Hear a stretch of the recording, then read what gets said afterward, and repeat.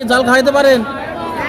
ওরে বাবা, তো দর্শকদের চেহারায় জাল খাইতে পারে। আমি কিন্তু দর্শক নিজেও জাল খাওয়াইতে পারি না ভাবে, এবছর জাল খাওয়াইতে পারে। তো মাছ টাছ তো মারছেন নাকি? হাতে বোনানো হলে মোটামুটি 2500, 3000, 4000, এমনকি 5000, 7000। এটা কি সুতার জাল? ও নকলেস কিন্তু সুন্দর। এটা কত হলে বেচে কেন? আসসালামু আলাইকুম সুপ্রিয় দর্শক, দেশ ও প্রবাস থেকে যারা দেখছেন তথ্যজাল টিভির পক্ষ থেকে স্বাগতম। আশা করি সবাই ভালো আছেন। তো দর্শক, আজকে আমরা দেখলাম বেশ বড় বড় কয়েকজন ব্যাপারে আর কি এখানে জাল বিক্রি করতেছে।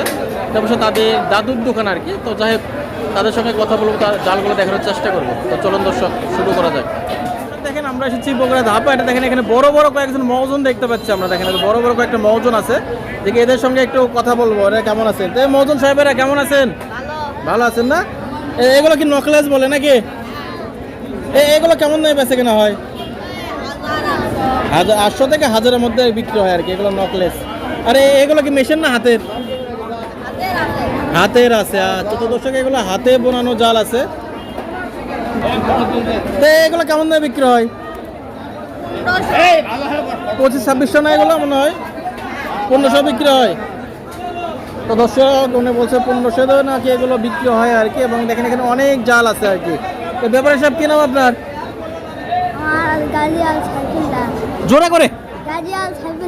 সাইফুল্লাহ। আচ্ছা, আর আপনার? আব্দুল্লাহ, মোহাম্মদ আব্দুল্লাহ আর কি। তো দর্শক, দেখেন এনারা যাই হোক, হয়তো দোকান কার এটা? নানার না দাদার? দাদার দোকান। আচ্ছা, যাই হোক, এনারা ভবিষ্যৎ ব্যবসায়ী আর কি। আরে এটা কি সুতার জাল? হ্যাঁ, ও নকলেস কিন্তু সুন্দর। এটা কত হলে বেচে কেনা হবে?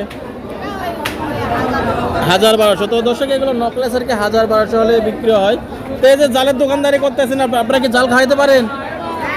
ওরে বাবা, তো দর্শকদের চেহারায় জাল খাইতে পারে। আমি কিন্তু দর্শক নিজেও জাল খাওয়াইতে পারি না ভাবে, এবছর জাল খাওয়াইতে পারে। তো মাছ টাছ তো মারছেন নাকি?